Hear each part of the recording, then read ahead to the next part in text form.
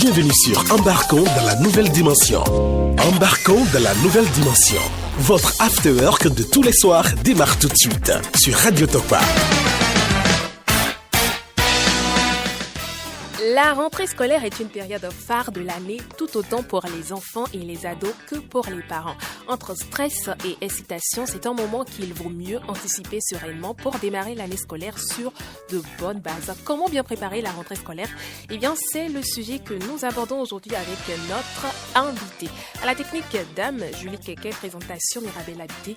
Bonsoir et bienvenue à toutes et à tous.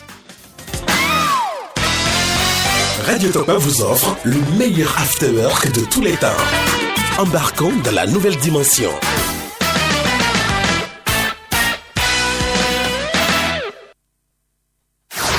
Embarquons dans la nouvelle dimension. Voici l'invité du jour. L'invité du jour. Jacques-Christian Wessou, c'est lui notre invité. Je rappelle, il est sociologue, mais également consultant en orientation scolaire et professionnelle. Bonsoir, monsieur Wessou, comment vous allez ? Bonsoir Mirabel, bonsoir à mes auditeurs de la Radio Topa. Nous allons très bien, merci. C'est toujours un plaisir pour nous de vous recevoir sur cette émission. Et une fois encore, on va aborder une nouvelle thématique. On va parler de la rentrée scolaire. Et déjà pour démarrer, quand on parle de préparation de la rentrée scolaire, qu'est-ce que cela implique ? Alors, je voudrais d'abord rappeler que c'est un plaisir partagé, parce que c'est toujours avec joie que nous venons sur le plateau discuter avec les amis auditeurs de la Radio Topa. Alors, qu'est-ce que nous pouvons entendre par la préparation de la rentrée scolaire ? Oui. La préparation de la rentrée scolaire, c'est juste une préparation. On ne va pas définir préparation par préparation. Non. Donc, mise au point sur le plan physique, intellectuel et matériel de l'apprenant à la veille de la rentrée scolaire. Autrement dit, la rentrée scolaire est à l'horizon. Après 2 mois de vacances, on se prépare pour affronter la nouvelle rentrée. Et cette préparation n'est pas seulement matérielle. C'est une préparation psychologique, physique et même comportementale pour affronter la nouvelle rentrée. Alors, à quel moment on devrait commencer à se préparer pour la nouvelle rentrée ?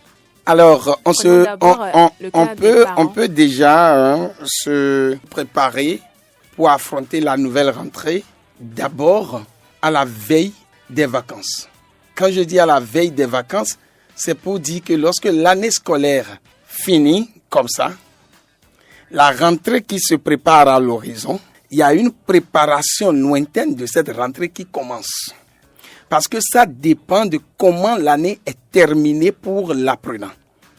Si l'année pour l'apprenant est terminée dans une note très peu satisfaisante, on commence par préparer déjà la rentrée en voyant déjà, ça c'est du côté des parents bien sûr, Oui. En voyant s'il faut mettre en place des dispositions pour ne pas l'amener à s'enivrer dans les vacances. Parce que trop d'amusement le plongerait dans de la distraction à outrance et la rentrée à venir aurait de problèmes pour donner une bonne note. Du coup, la veille des vacances, pour ne pas dire la fin de la rentrée scolaire d'une année N-1, est déjà le début de la préparation de l'année N+1. Alors, et concernant les enfants ? Les enfants. Vous savez, j'ai l'habitude de dire qu'un enfant n'a pas trop d'obligations si ce n'est ce que le parent lui donne. Donc l'enfant est tranquille. C'est ce que les parents vont demander à l'enfant de faire que l'enfant fera. Jusqu'à l'âge de 15 ans, ça dépend pour une fille à la lisière de 12-13 ans, avant qu'on ne s'attende à un retour de l'enfant qui amène à une discussion par rapport à ce qu'il faut faire. Autrement dit, on prépare l'enfant à ce qu'il attend en lui expliquant le pourquoi des décisions actuelles pour l'amener à juste participer à la décision que nous sommes en train de prendre pour son avenir. En résumé, à la veille de la rentrée, on voit avec l'enfant comment l'enfant avait fini l'année scolaire antérieure. Et à la lumière de ces fausses notes, on lui montre ce qu'il faille faire pour que l'année scolaire à venir soit sur de bons tons. Du coup, l'enfant participe à la prise de décision des parents dans le cadre de son évolution scolaire. Alors, d'une manière ou d'une autre, l'enfant doit également s'impliquer. Parce que quand on parle de rentrée scolaire, ça le concerne lui d'abord. Donc, s'il ne s'implique pas, ça va être un peu compliqué pour les parents. Voyez-vous, quand on parle d'enfants, et il faut faire attention, il y a les enfants de la tranche de 5 à 10 ans, donc à 9 ans, donc le primaire, et il y a les enfants du secondaire niveau 1. À partir du secondaire niveau 2, c'est déjà la préadolescence et les adolescents qui commencent.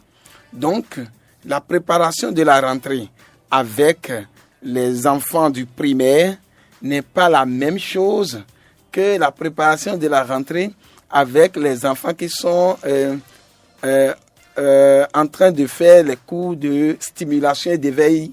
Par exemple, au CESE, aujourd'hui c'est maternelle, on appelle maternelle 1, maternelle 2. Voyez-vous? Donc, ces tranches ont besoin d'une manière ou d'une autre de dispositions différentes à chaque niveau. Maternelle. Maternelle, l'enfant a commencé à peine par parler, par prononcer des lettres, par prononcer des phrases correctes en classe de maternelle. Que ce soit maternelle 1 comme maternelle 2, c'est des stimulations de l'enfant pour l'aider à affronter les cours préparatoires. Cours préparatoires première année, cours préparatoires deuxième année, donc CP et puis CE1, CE2, ainsi de suite. Du coup, le parent qui veut envoyer son enfant dans ce cadre de stimulation et d'éveil doit commencer par préparer l'enfant à une séparation prochaine. Parce que l'enfant était collé à ses parents, l'enfant n'a pas l'habitude de rester dans un environnement où il n'y a aucun de ses parents. Du coup, il faut préparer l'enfant avant d'aller l'envoyer dans de tels environnements. Cette préparation suppose qu'il faut discuter avec l'enfant.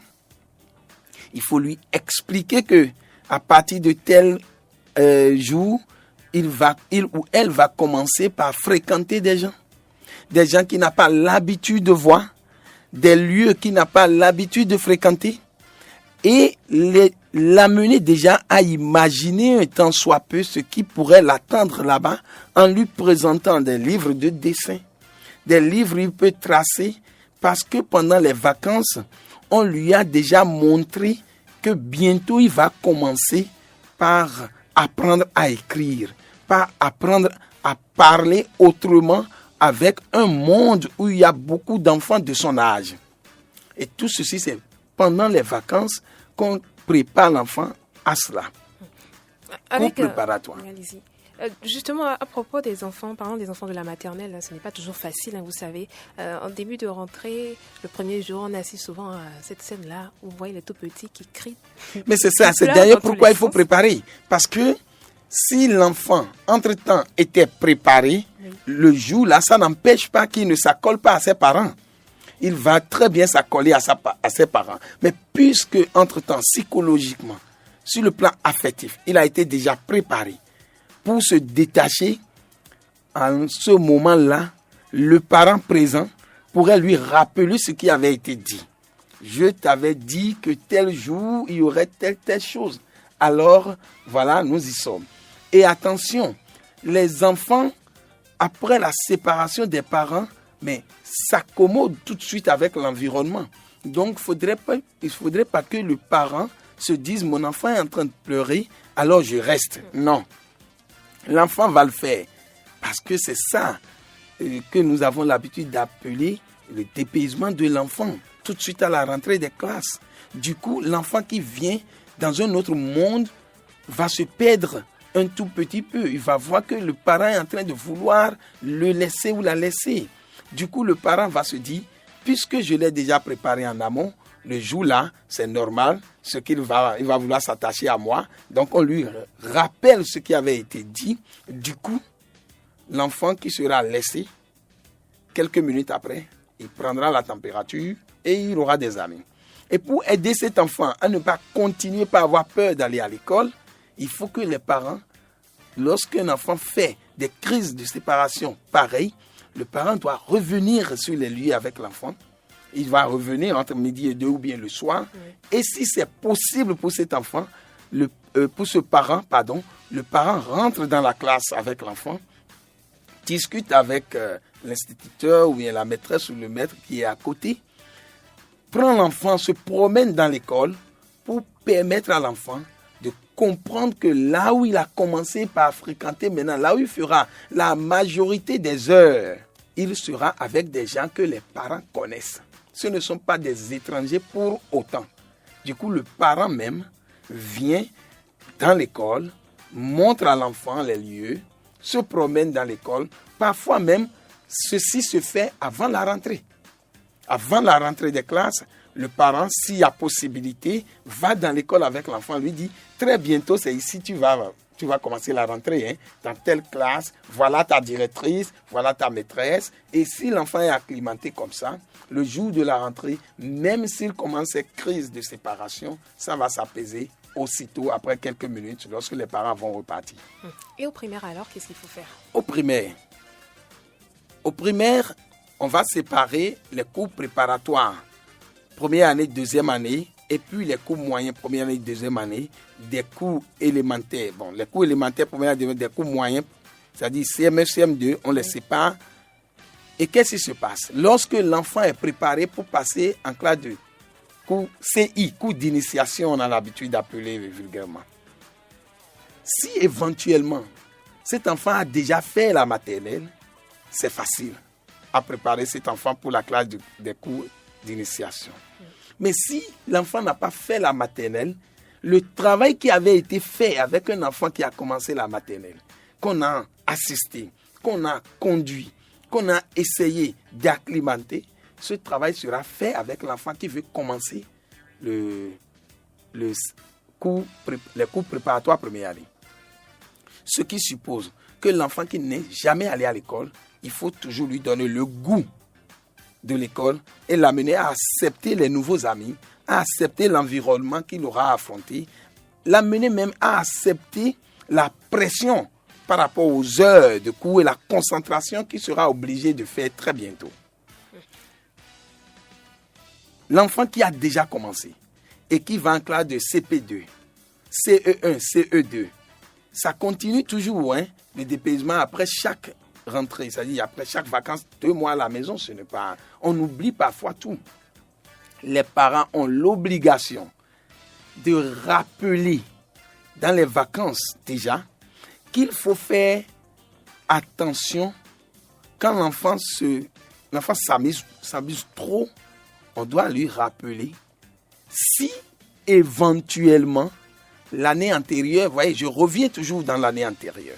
Le tout par la gestion de la période des vacances qui prépare la rentrée prend source de comment l'enfant a fini l'année scolaire. Parce que l'enfant qui a mal fini l'année scolaire doit avoir beaucoup de temps de préparation de la nouvelle rentrée que l'enfant qui a bien fini l'année scolaire. Je prends l'exemple d'un enfant qui est allé en classe de CE2, par exemple, avec 7 sur 7. Ce ne sera pas la même chose avec l'enfant qui a eu 5 sur 7 pour aller en classe de CE2. Les 2 matières dans lesquelles cet enfant n'a pas eu de moyenne, il va falloir l'aider à redresser la pente avant la rentrée prochaine. Autrement dit, au cours de la rentrée prochaine, il aura de difficultés pour rattraper les autres qui ont pu avoir 7 sur 7 pour être dans la même classe que lui.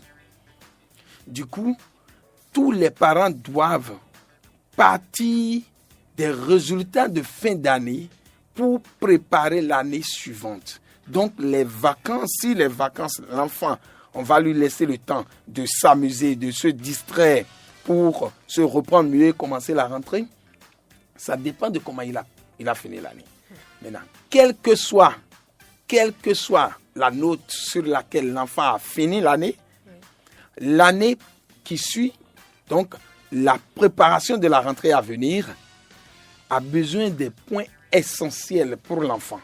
Le premier point, c'est qu'à une semaine de la rentrée, au plus tard, sinon il y a certaines personnes qui commencent déjà à 2-3 semaines de la rentrée. À une semaine de la rentrée, il faut commencer par réhabituer les enfants au style d'heure. L'heure de dîner, l'heure de coucher et l'heure de se lever. Et l'enfant commence par reprendre les habitudes de l'école un peu. Le mouvement des matins.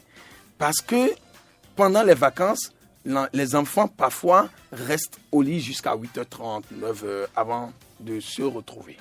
Donc, une semaine ou 2 semaines, on doit amener les enfants à vite se lever pour commencer par prendre le rythme de la rentrée. Le stress commence par être géré en ce moment-là, pas le jour de la rentrée même. Le jour de la rentrée même, si on n'a pas habitué l'enfant après la période des vacances à commencer par se lever au moins une semaine avant le jour de la rentrée, l'enfant pourrait se lever en retard. Et le stress va se prolonger sur toute l'année. Et parfois, ça donne le dégoût de l'école à certains enfants qui finalement se disent on m'a coupé mon sommeil, je n'arrive plus à aller. Peut-être pendant la rentrée et l'année scolaire, vous avez l'habitude de vous réveiller à 6h et pendant les vacances, vous prenez l'habitude de vous réveiller à 11h. Quand on va vouloir changer le rythme, ça va être très compliqué. Absolument. Voilà pourquoi il faut les aider un peu, au moins une semaine avant la rentrée pour que l'enfant puisse reprendre l'habitude et rentrer dans les bonnes manières de l'école avant le jour de la rentrée. L'autre chose, l'heure de se coucher également. Généralement, aujourd'hui, les enfants restent beaucoup devant la télévision et parfois ils disent c'est les vacances, on peut encore faire un peu plus. Les parents doivent être éveillés pour leur dire attention, à l'heure là, tu dois aller te coucher. Au plus tard, 22h, 22h30, normalement, un enfant qui va à l'école le lendemain ne doit plus être devant l'écran.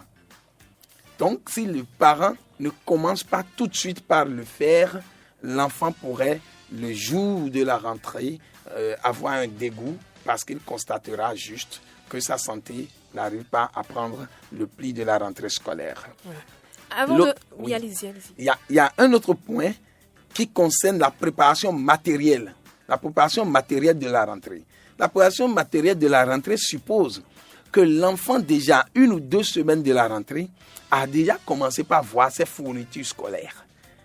Et s'il est un peu plus grand, c'est pourquoi j'ai séparé les CM, les cours moyens, des cours élémentaires. Cours moyens, première et deuxième année, tu peux les amener à faire la couverture des cahiers, par exemple, à repartir, à commencer par ranger les cahiers. Ainsi, l'enfant sait que dans quelques jours, la rentrée m'attend.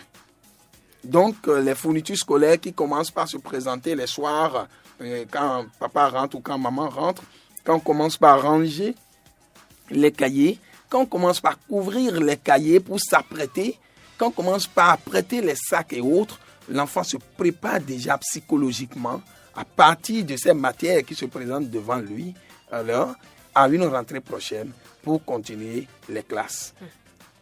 Avant de continuer, M. Onyeson, on va rapidement faire un tour de l'autre côté pour écouter ces personnes-là qui nous ont donné leur point de vue concernant bien sûr la préparation pour la rentrée scolaire. On les écoute. Se préparer pour une rentrée, c'est d'abord psychologique. Il faut se dire que l'année scolaire, je la commence pour ne pas échouer. D'abord, c'est pour la fierté des parents, ma propre fierté et pour mon évolution, pour mon développement. Après cela, je pense que l'on doit se mettre dans un état qui pourrait favoriser l'épanouissement au cours de l'année. Il faut aussi que les parents mettent tout à disposition des enfants afin qu'ils arrivent à s'en sortir dans les matières. Quand je dis tout, je veux parler des manuels. Il y a aussi le côté nourriture. Il faut tout préparer pour l'enfant afin qu'il se sente à l'aise. Parce que quand l'on a des soucis, ça affecte directement le rendement scolaire. Donc, pour préparer sa rentrée, il y a le côté fourniture, le côté matériel, le côté psychologique qu'il faut assurer avant qu'une rentrée ne commence. Il ne faut pas commencer la rentrée au hasard. Bien préparer une rentrée, il faut d'abord commencer par juger ses acquis par rapport à la salle à affronter. Se mettre un peu les idées en place par rapport aux notions qu'on devra évaluer, les trucs comme ça. Et après ça, faire le tout pour l'achat des fournitures scolaires et autres. Pour être fin près le jour juste, il faudrait que les parents soient à même d'avoir les fonds pour satisfaire aux besoins de l'élève au moment venu. Pour bien préparer une rentrée, selon moi, et cette question peut être schématisée sur 2 volets. Une partie va concerner les parents et une partie va concerner les élèves. En ce qui concerne les parents, c'est pas aujourd'hui, il faut préparer une rentrée. Les parents doivent commencer par préparer la rentrée prochaine de leurs enfants, élèves ou étudiants, depuis que ces derniers sont rentrés en vacances. Donc, les parents eux-mêmes, ils doivent commencer par épargner quelque chose petit à petit jusqu'à la reprise d'une autre rentrée. En ce qui concerne les élèves, eux, ils doivent laisser les vieilles habitudes de vacances, regarder la télévision et commencer par se réveiller tôt pour apprendre les leçons, pour être au top, au même niveau, pour se mettre dans le bain. Aux élèves, ils doivent se mettre ardemment au travail pour pouvoir réussir à la fin de l'année. Monsieur Essou, on vient de les écouter. Qu'est-ce que vous pensez des différents points de vue? Vous voyez, ce qui a été dit rejoint pratiquement ce que je viens de dire. Ça veut dire que les différents intervenants maîtrisent un peu la préparation de la rentrée. Donc, pour préparer la rentrée, il faut partir de ce que l'enfant connaît, ce que l'enfant doit réajuster pour pouvoir mieux affronter l'année scolaire à venir. Et aussi, ils ont soulevé un point très important, la nourriture de l'enfant. Il faut que ça soit apprêté. Parce que si vous faites attention pendant les vacances, les parents disent souvent que les enfants mangent beaucoup et qu'ils approvisionnent beaucoup. Et puis les enfants aussi, en général, mangent sans contrôler les heures. Par contre, lorsque la rentrée vient, il faut travailler jusqu'à 10h, 11h avant d'avoir une petite récréation et aller jusqu'à midi, 13h avant de déjeuner. Voyez-vous? Donc, il y a la rigueur de l'heure du travail qui s'impose à l'enfant. Du coup, il faut aider l'enfant une semaine avant la rentrée à commencer par se préparer à ce rythme-là. Voilà, je donne l'exemple d'un parent parce que là, sur ce plan, il faut bien comprendre pour savoir comment aider les parents et les enfants. Il y a cette dame-là qui a gardé son enfant pendant les vacances. Elle a dit à l'enfant, en fait, de se distraire. Il n'y a pas de cours de vacances. Elle a dit qu'elle a l'habitude de ne pas envoyer les enfants faire de cours de vacances. Du coup, l'enfant a fait les 2 mois à s'amuser. Elle dit que c'est comme ça, elle a l'habitude de faire pour les enfants. Donc, il faut s'amuser à fond. Et à la veille, donc une semaine de la rentrée, on commence par mettre l'enfant dans les conditions de la rentrée à venir. On commence par manger rigoureusement les soirs à 20h au plus tard, à 19h30 et à 20h au plus tard. Et les matins, l'enfant est obligé de se réveiller déjà à 6h30, 7h, comme s'il allait à l'école. Donc, entre 6h30 ou 7h, il peut, après avoir fait ce qu'il doit faire si c'était à l'école, il peut après maintenant commencer par jouer et faire autre chose. Mais l'enfant ne reste plus au lit comme il a l'habitude de rester au lit. Maintenant, la nourriture aussi, c'est réglementé. Tu manges le petit déjeuner, tu attends, même si tu es à la maison, tu attends jusqu'à midi pour pouvoir manger. Et ceci, pour le faire, il faut être présent. Il faut être présent. Si vous êtes parent et vous voulez faire ça à votre enfant, vous devez être présent pour pouvoir le faire. Si vous laissez les instructions pour une bonne dame qui est à la maison pour vous, peut-être que ça ne sera pas suivi parce que les enfants parfois font de l'affront. Ouais. Alors, monsieur Essou, parlons de l'achat des fournitures scolaires. À quel moment on doit commencer à acheter les fournitures scolaires aux enfants? Voyez-vous, pendant les vacances, on n'a pas besoin de montrer à l'enfant qu'on est en train d'acheter les fournitures scolaires. Sauf si la rentrée s'annonce et il y a une semaine de la rentrée. Mais les parents peuvent déjà commencer par se prendre tôt pour acheter les fournitures scolaires. Les kakis, par exemple. C'est-à-dire les tenues selon l'école.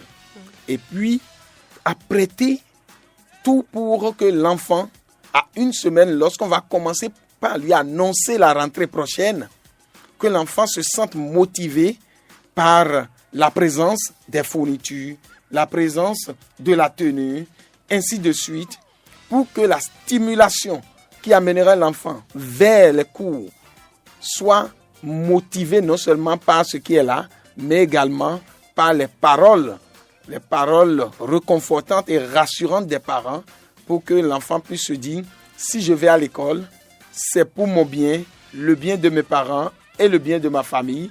Alors, le challenge qu'il attend là-bas, pour être premier, par exemple, pour bien travailler, le parent commence par lui dire, si tu travailles bien, même les promesses viennent là. Autrement dit, les fournitures scolaires, c'est déjà au début qu'il faut commencer, parce qu'il y a des parents même qui commencent par acheter les fournitures à la veille, c'est-à-dire pendant les vacances, c'est-à-dire quand la rentrée finit là, on commence par acheter les fournitures parce qu'on se dit, à une semaine de la rentrée, à la veille de la rentrée, ça revient plus cher.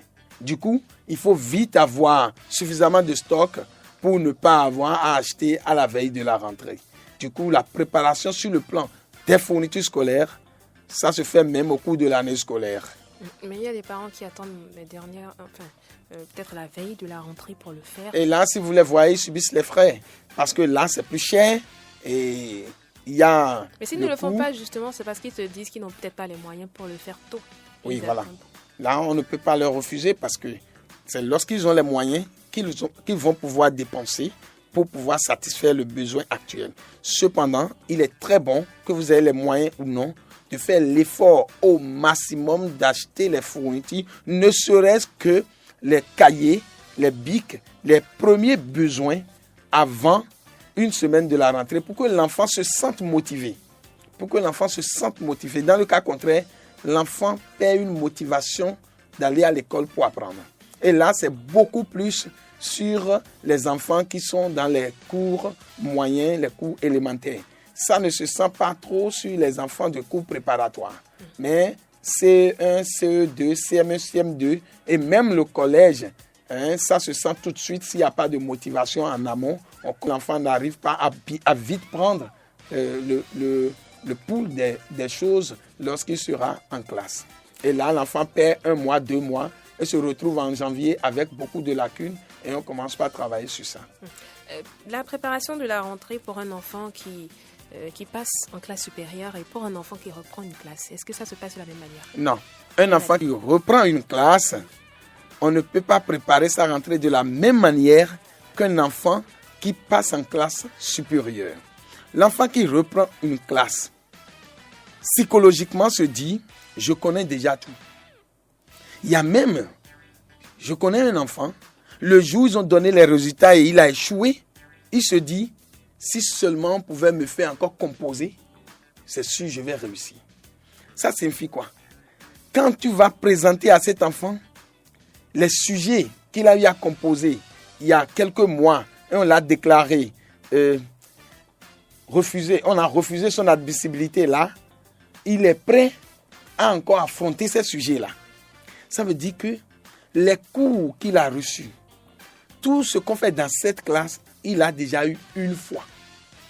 Et la préparation pour la rentrée prochaine pour cet enfant-là est beaucoup plus psychologique que matérielle. On doit beaucoup parler à de tels enfants. On doit lui expliquer comment il va s'y prendre au cours de cette année, à partir de ce qu'il a eu à faire comme erreur l'année passée. Le stress à ce niveau-là a un effet destructeur parfois, ça détruit.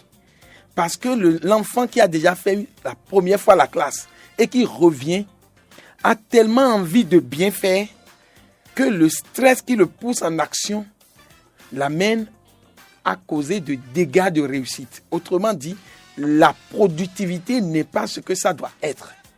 Voilà pourquoi le parent doit apaiser cet enfant et lui expliquer que il comprend, il a déjà eu, c'est dans sa tête, mais il a maintenant l'obligation de suivre encore tous les cours, comme s'il n'avait jamais rien pris le cours. Il doit travailler maintenant doublement, comme si c'est maintenant il est venu dans la classe. Vous savez, c'est difficile pour quelqu'un qui a lu déjà un livre, tout simplement, de revenir faire la lecture de ce livre et de suivre encore l'explication par un professeur. Psychologiquement, il se dit, mais ce qu'il est en train de dire là, j'ai déjà entendu, je sais quand même pourquoi je suis encore. Donc, il faut amener cet enfant à comprendre que c'est les comportements là qui amènent dans l'illusion de la connaissance et qui, demain, fait échouer. Du coup, cet enfant a besoin de faire plus attention aujourd'hui qu'hier. Alors, oui. Oui, allez-y. Par contre, celui qui est allé nouvellement dans la classe, Oui. l'enfant qui vient nouvellement doit découvrir ce qui est là. Donc, on lui fait faire la découverte des cours qui l'attendent à partir des cahiers des anciens élèves. Et ainsi de suite. Lui, il est plus motivé à faire la découverte de nouvelles choses. Donc, sa préparation est matérielle et en même temps psychologique. Par contre, l'autre, c'est beaucoup plus psychologique que matériel. Alors, c'est vrai que vous avez mentionné ça. Il y a des enfants, lorsqu'ils reprennent une classe, ils se disent, bon, j'ai déjà vu tel chapitre, je maîtrise tel chapitre. Du coup, quand la rentrée démarre, peut-être, ils choisissent peut-être de rester à la maison pendant un temps. On n'a pas envie de démarrer tout de suite les cours. C'est une erreur. C'est une erreur. Voilà pourquoi les parents devraient normalement prendre cet enfant-là. C'est vrai que dans les vacances, de tel enfant, on peut le laisser s'amuser un peu, mais vite le récupérer pour qu'il puisse revoir surtout les matières qui l'ont fait échouer. Parce que les matières qui l'ont fait échouer, peut-être qu'au cours de l'année, il a choisi ces matières-là comme les matières qu'il n'aime pas. Ce qu'on ne devrait pas faire dans une classe. Du coup, on doit lui donner le goût d'aimer ces matières-là dans les vacances. Pour qu'il puisse reprendre la hauteur à partir de ces matières. Et au cours de l'année, il va s'équilibrer parce que dans les autres matières, il s'en sort. Là, je vais vous donner l'exemple d'un monsieur. C'est un jeune homme. Et le père lui dit, va étudier. Il a fait une fois la classe. On dit, va étudier. Il dit non, qu'il comprend déjà ce qui sera fait, qu'il n'a pas besoin d'aller à l'école. Il va à l'examen, c'est en terminale. Il échoue encore. La 3e fois, il a échoué. Et là, le papa désorienté est allé nous voir pour dire, voilà ce que mon enfant fait. Il fait telle chose, je lui demande telle. Et on a rencontré cet enfant. L'enfant dit, mais je connais déjà, c'est pourquoi lorsque le maître est là, et le professeur est là devant moi, c'est comme si je ne comprends plus rien de ce qu'il dit. Parfois, il m'embrouille. Je dis, mais quand un enfant commence ça, en même temps, il faut trouver un spécialiste.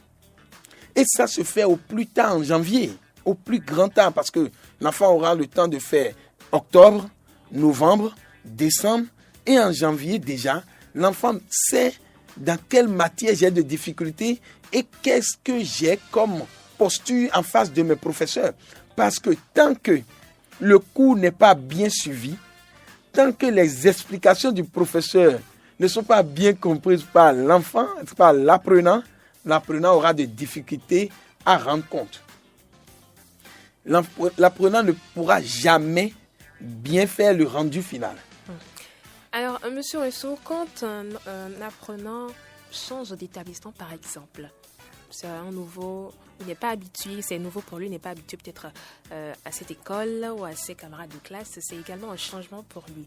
Et la nouvelle rentrée commence, et lui, c'est une nouvelle école, il commence avec une nouvelle école. Comment on peut l'aider à s'habituer à la situation? Très bien. Sur ce plan, je voudrais d'abord conseiller aux parents, si ce n'est pas en cas de force majeure, d'éviter de changer d'établissement à un enfant qui n'a pas changé de niveau. Le cours primaire, par exemple, si l'enfant ne s'est pas déplacé, si le parent ne s'est pas déplacé pour raison de travail, si le parent n'a pas eu d'autres empêchements, il serait très très conseillé que l'enfant fasse le primaire dans une école fixe. Les avantages sont énormes. C'est-à-dire qu'à la rentrée prochaine, l'enfant se dit, je vais rencontrer encore tel ami et ceci devient source de motivation pour reprendre les classes. À la rentrée prochaine, l'enfant se dit, j'ai mon ami tel dont le père avait fêté son anniversaire à tel endroit et ça devient source de motivation pour cet enfant-là. Du coup, quand l'enfant fait la même école jusqu'à finir le niveau, ça permet à l'enfant d'avoir une motivation renouvelée chaque année pour aller en classe. Et ça lui permet d'avoir un bon résultat scolaire.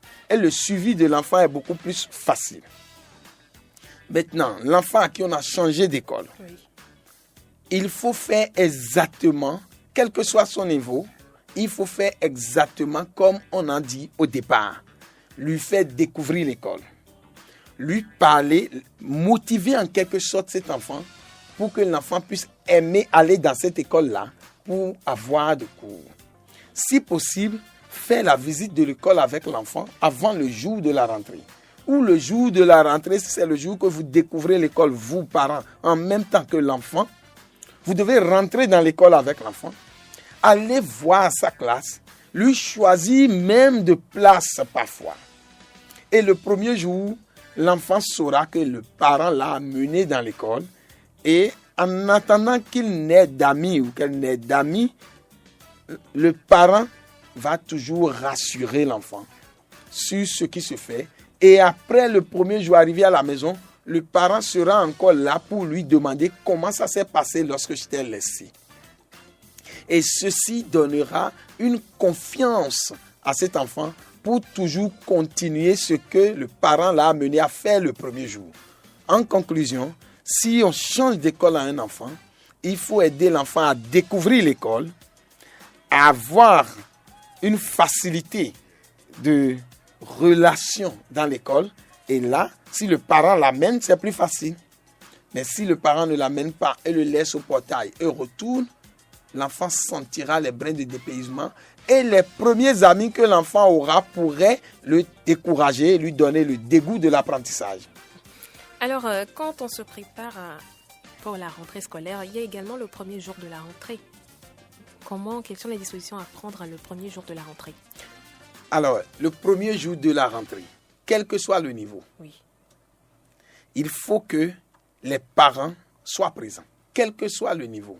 Le premier jour de la rentrée, le parent présent peut être à la maison jusqu'au portail. Il faut toujours donner à l'enfant le goût des études. Donc, le premier jour de la rentrée, vous mettez à la disposition de l'enfant ce qu'il nous faut. Livres, cahiers, tout ce qu'on a demandé conformément à la liste des fournitures scolaires qui a été déposée. Et vous discutez avec l'enfant, vous lui expliquez les objectifs de l'année. Et ceci se fait à la maison. Vous prenez votre petit déjeuner peut-être ensemble pour rassurer l'enfant, pour lui montrer que les vacances sont terminées, mais maintenant c'est la rentrée qui commence. Et vous l'amenez à l'école. Si c'est un enfant de primaire, vous rentrez dans l'école.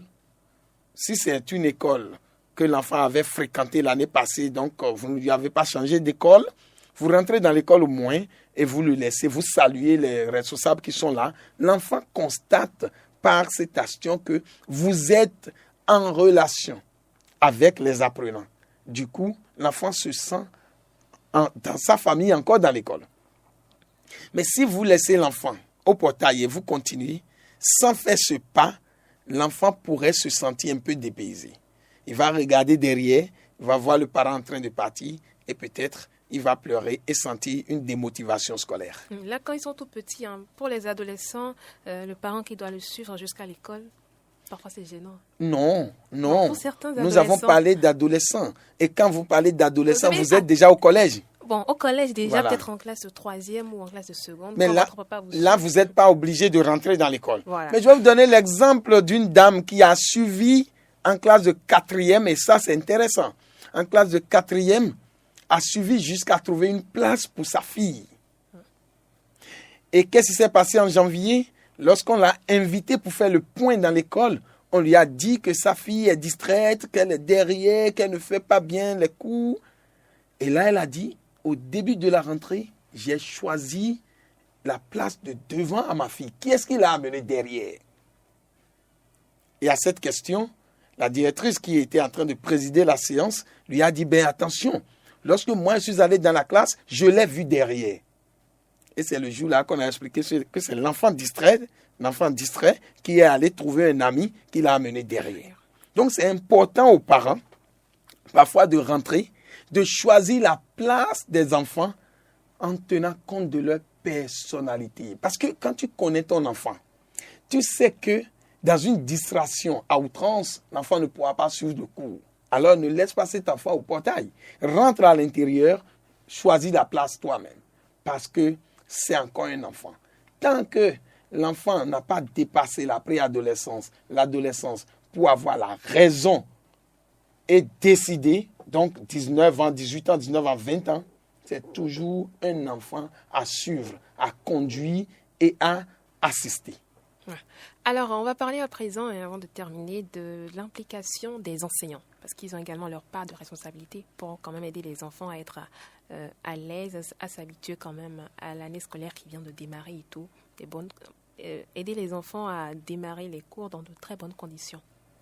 Vous savez, l'apprenant est appelé à avoir dans l'enseignant des parents d'appoint. C'est-à-dire que quand l'apprenant quitte la maison et va à l'école, l'apprenant doit poser sur les enseignants les yeux qu'on pose sur les parents à la maison.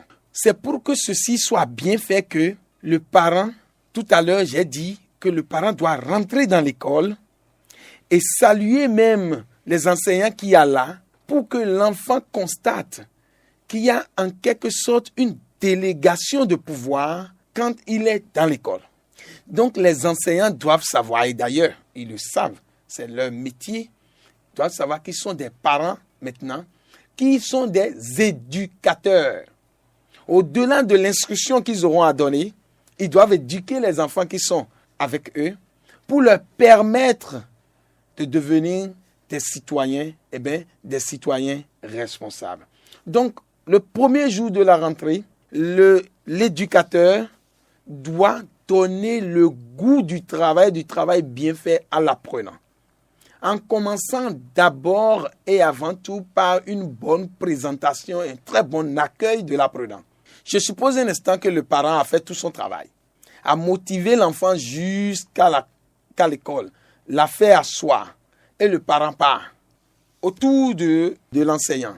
Et l'enseignant qui rentre dans la salle devient et dit tout de suite, toi, qu'est-ce que tu fais là? Lève-toi. Le premier jour, à cet enfant-là, on va lui arracher le goût de sortir de la maison pour aller étudier. Alors, le premier jour, l'enseignant doit être un vrai parent. Un parent qui comprend. Un parent qui accepte. Un parent qui accepte même les différences, qui accepte même les erreurs, jusqu'à ce que l'enfant s'acclimate, jusqu'à accepter l'éducation qu'on lui donne, à rentrer, à se familiariser avec les gens de sa classe, parce que d'une manière ou d'une autre, même si vous êtes dans la même école, vous changez de classe tout au moins. Oui. Et vos amis d'hier ne sont pas forcément vos amis d'aujourd'hui. Donc, l'enseignant doit aider l'enfant à accepter d'abord ses amitiés avant de commencer par montrer le regard d'un enseignant, peut-être après 3, 4 ou 5 mois. Donc, le premier jour de la rentrée, c'est très important pour l'enseignant d'être un parent, un éducateur, au-delà de tout. Alors, monsieur Wesson, on va faire un récapitulatif de tout ce qu'on a dit. On va revenir sur les grands points, les points essentiels qu'on a abordés au cours de cette émission. Vous allez revenir sur comment, quand on parle de préparation de la rentrée scolaire, qu'est-ce qu'on doit réellement faire, l'essentiel. La préparation de la rentrée scolaire, c'est en 2 temps. Le premier temps, c'est apprêter la matière, ce qui montrera à l'enfant qu'une rentrée s'approche, que la rentrée est toute proche. Donc, acheter les fournitures, acheter les tenues et autres. Deuxième temps, discuter avec l'enfant et psychologiquement préparer l'enfant à accepter le début d'une nouvelle rentrée. Donc, la fin des vacances, la rupture avec les jeux, la rupture avec la télévision jusqu'à des heures tardives. Et lorsque ces 2 temps sont accomplis, le dernier point, c'est d'accompagner l'enfant dans l'école et l'aider à accepter l'environnement qu'il ou elle aura à affronter au cours de l'année scolaire. Voilà. Merci à vous, monsieur Wesson. Merci d'être passé sur cette émission. Vous savez déjà, vous savez désormais quoi faire pour permettre à vos enfants de bien démarrer l'année scolaire. Et donc, j'espère que vous allez quand même tenir compte des conseils de monsieur Jacques-Christian Wesson. Monsieur Wesson, on va certainement vous retrouver le lundi prochain pour aborder ensemble une nouvelle thématique. Avec plaisir, Mirabelle. Merci à Dame Julie Keke, c'est elle qui était la technique. Restez avec nous. Les programmes de Radio Topaz se poursuivent.